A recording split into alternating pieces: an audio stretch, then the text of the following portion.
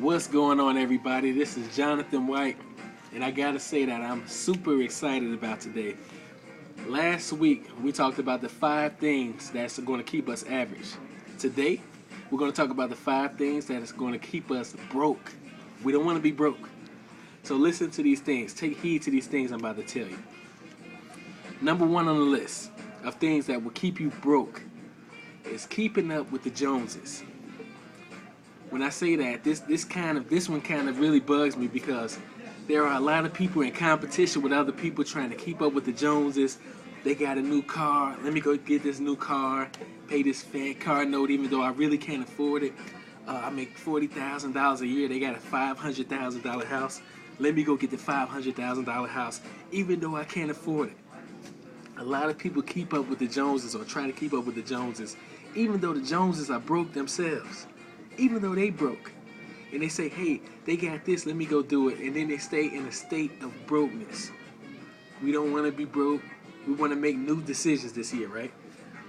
Keeping up with the Joneses will keep you broke. Number 2 on the list, credit card consumption. This is another thing that's going to keep you broke. The reason I say this is because credit cards is false money. It's not real money. A lot of times people be like, oh, I got approved for $10,000. This is so great. It's not your money. And then with the interest they put on it, it's really not your money. In the book of Proverbs 22:7, God says, the borrower is slave to the lender.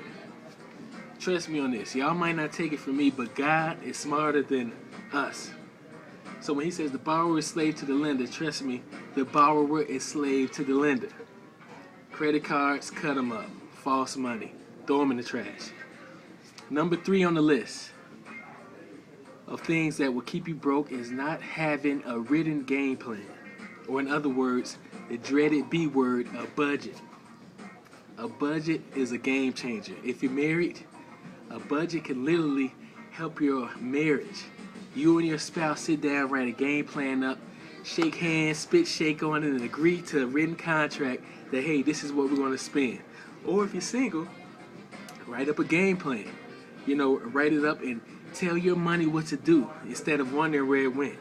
That's all a game plan is telling your money what to do. Number 4 on the list, not following the game plan. We can write up a list, write up a contract, but if we break the contract, this will leave us broke, right?